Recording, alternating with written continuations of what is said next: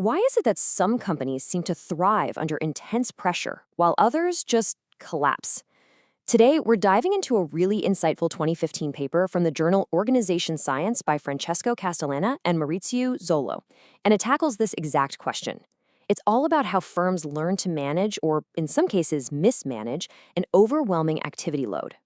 So here's how we're going to break this down, following the paper's own structure. First, we'll get into the core puzzle they're trying to solve. Then, we'll see exactly how they tested their ideas. After that, we'll look at what the evidence actually showed. And finally, what it all means for our understanding of how organizations learn. All right, let's start with the big problem. It's something pretty much every organization has to deal with. What happens when you're just trying to do too many things at once? The authors really wanted to get to the bottom of what separates success from failure in those high-pressure situations. Now, they give this problem a specific name: activity load. The best way to think about it is like a company's brain. It has a finite amount of attention, and when it gets overloaded with a ton of simultaneous projects, its ability to make good decisions just starts to break down. It's kind of like an air traffic controller trying to track way too many planes at the same time. And that leads us right to the core mystery of the paper. We all kind of know that being overloaded is bad for performance. But the real question is, what makes some firms able to handle that pressure while others can't? That is the puzzle this entire research project is designed to solve. So the researchers developed 4 key hypotheses to test. The first 2 are pretty intuitive, right? They figured that having more experience and having more similar kinds of experience would help firms build the routines they need to handle the load. But the next 2, that's where things get really interesting.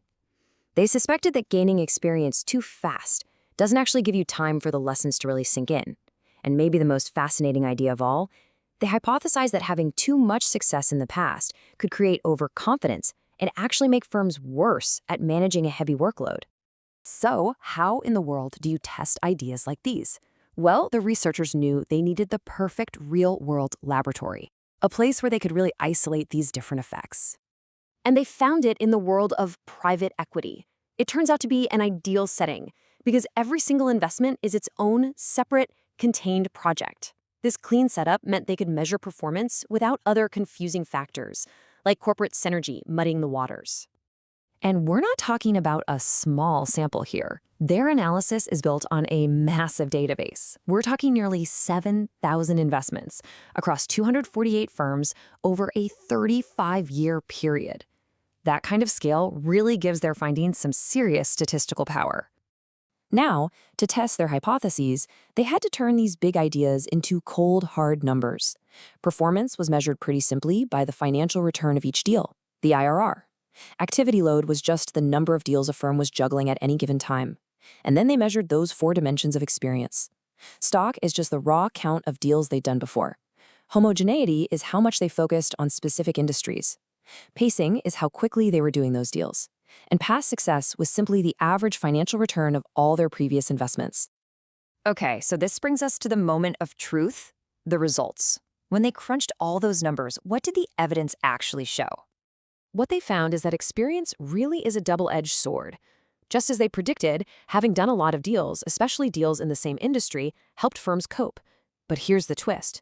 Moving too fast and being too successful in the past actually hurt their ability to manage a heavy load.